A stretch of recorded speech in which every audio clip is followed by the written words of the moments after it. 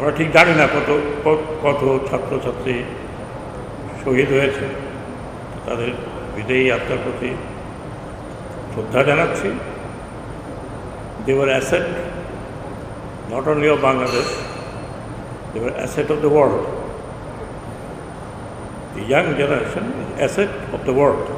আমরা প্রোটেক্ট করতে পারি না। আমি যেটা মনে করি যে গতকালকে সেনাপ্রধান কথা বলেছেন, আমি ঠিক জানি না উনি কী বলেছেন। আমি একটি কথাই বলবো যে এটা আমাদের সেনাবাহিনী, আমাদের দেশের সেনাবাহিনী, তারা সব বাঙালি, বাংলাদেশি, এবং যাদের জন্য তারা গিয়েছেন, যে কারণে এনে গিয়েছেন, দে আর অলসো বাংলাদেশি। তারা আপনাদের সন্তান, তারা এডুকেশন করে আসছে। ছোট জিনিস ছিল, সেটা অনেক বড় হয়ে গেছে। তো বিশাল পলিটিক্যাল প্রবলেম আছে। আমি তার মধ্যে এইখানে আপনাদের সামনে যাচ্ছি না।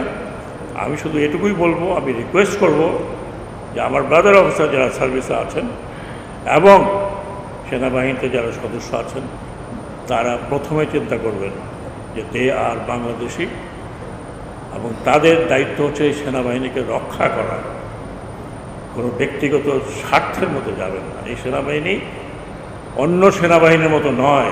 এই সেনাবাহিনী তৈরি হয়েছে মুক্তিযুদ্ধের রক্তের মধ্যে দিয়ে।